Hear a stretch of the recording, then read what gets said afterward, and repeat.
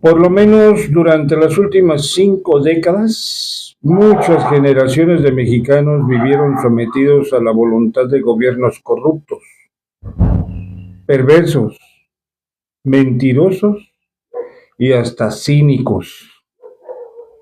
Consecuentemente, no pocas familias padecieron limitaciones y carencias, y muchas otras, de plano, vivieron en la marginación y la miseria. Muchos mexicanos nacieron, vivieron y se fueron sin tener oportunidades de empleo, salud, educación, etcétera.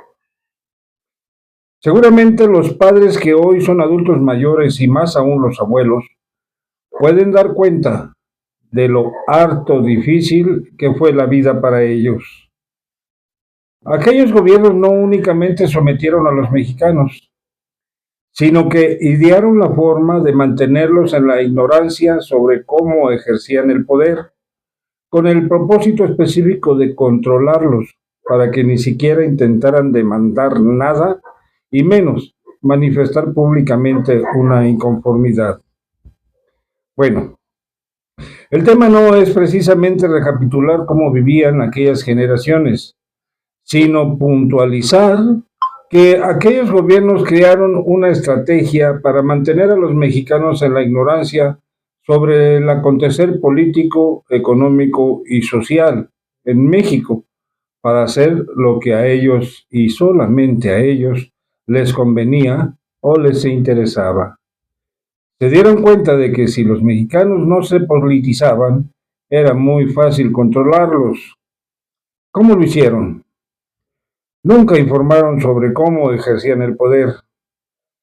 Las decisiones y acciones del gobierno eran secreto de Estado. Entonces solo quedaron la prensa, la radio y la televisión como únicas opciones para difundir el quehacer del gobierno. Pero uno y otro de esos sectores del periodismo se vendieron.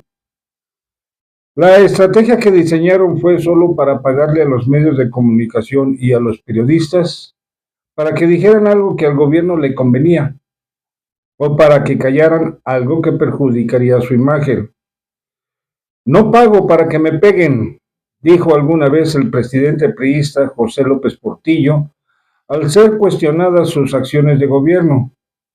Así, la prensa, la radio y la televisión empezaron a depender de la publicidad oficial y al mismo tiempo crearon lo que hoy se conoce como chayote, que no es más que una gratificación para los periodistas por ponerse a las órdenes del gobierno en todos los niveles. Los propietarios de las empresas periodísticas se sometieron a la publicidad oficial y se podría entender, pero de ninguna manera justificar. No vendían espacios en sus medios, vendían la verdad de los hechos al mejor postor, al gobierno en turno. Menos se justifica que periodistas hayan puesto el chayote por encima del ejercicio periodístico, porque abandonaron todos los principios y valores del periodismo que en esencia debe ponerse al servicio de la sociedad. El objetivo de los periodistas es ofrecer información veraz y oportuna a través de todos los géneros del periodismo: noticias, reportajes, columnas, análisis, opiniones o críticas que enriquezcan a su público. Dicho de otra forma, el periodismo debe de generar en la sociedad una opinión debidamente informada y crítica sobre sus gobernantes, pero también para impulsar el diálogo y el debate sobre los temas relevantes para la sociedad. Todo lo anterior lo dejaron de lado los dueños de los medios de comunicación y los periodistas por dinero. Todos los expresidentes de mediados de la década de los 70 hasta 2018 gastaron cientos de miles de millones de pesos para controlar medios de comunicación y periodistas. No hay cifras exactas sobre el gasto que hicieron en publicidad oficial, pero hay algunas cifras que por lo menos dan idea de cuánto gastaban. Por ejemplo, solo en el primer año de sus sexenios El presidente panista Vicente Fox Quesada gastó 3.495 millones de pesos. El también panista Felipe Calderón Hinojosa, 5.261 millones de pesos. Y el priista Enrique Peña Nieto, 7.119 millones de pesos. Algunos de los periodistas y medios de comunicación que vendieron su pluma al gobierno de Enrique Peña Nieto son Joaquín López Dóriga, quien recibió 251.482.000 pesos. Federico Arreola, del periódico digital Sendero, 153.578.253 pesos. Enrique Causa, productor de Clio y la revista Letras Libres, 144.080.995 pesos. Oscar Mario Beteta, 74.571.100 pesos. Beatriz Pajés, 57.204.346 pesos. Cayo de Hacha, 47.389.112 pesos. Raimundo Riva Palacio, 31.138.703 pesos. Ricardo Alemán, 25.851.109 pesos. Adela Micha, 24.365.501 pesos. Luis Soto, 23.631.357 pesos. Pablo Iriart, 22.149.942 pesos. Jorge Hernández Menéndez, 19.776.381 pesos. Rafael Cardona, 15.814.365 pesos. Roberto Rock, 15.819.516 pesos.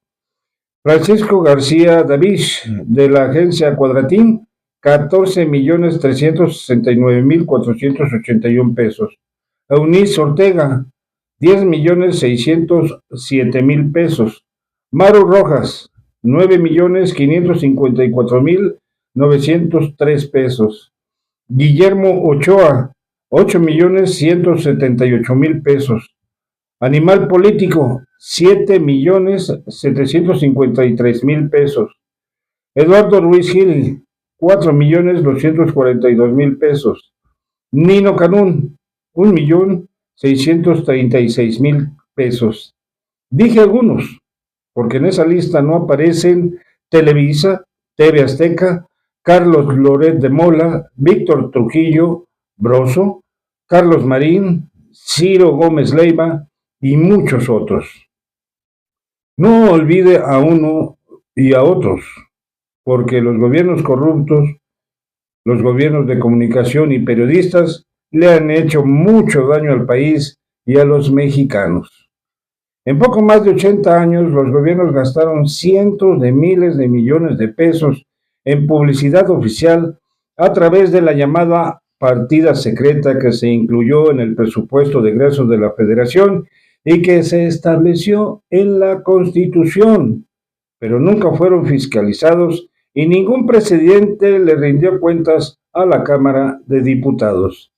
Esa partida fue aprobada por la Cámara de Diputados en 1917, pero dado que manejaron el dinero con opacidad y corrupción, Andrés Manuel López Obrador envió una iniciativa de reforma al Poder Legislativo para eliminar las partidas secretas y se aprobó en marzo del 2021. Todos los mexicanos, pero sobre todo las nuevas generaciones, tienen que saber lo que sus antepasados padecieron a causa de haber sido sometidos por el gobierno en todos los niveles, medios de comunicación y periodistas corruptos. Más bien, más aún, deben de estar conscientes de que un pueblo que ignora el quehacer de su gobierno en todos los niveles es justamente lo que los políticos promueven para poder hacer lo que quieran y como quieran, menos gobernar para el pueblo. Mantenerse informados ya no es una opción, es una necesidad. ¿Discrepa usted del contenido de esta columna? Comente, que mucho nos interesa la opinión de los mexicanos. Y si coinciden con su contenido, denle clic en la manita para arriba y suscríbase a los canales Lo Peor de la Política y @La Ciudadana Inconforme 2. Muchas gracias por su atención.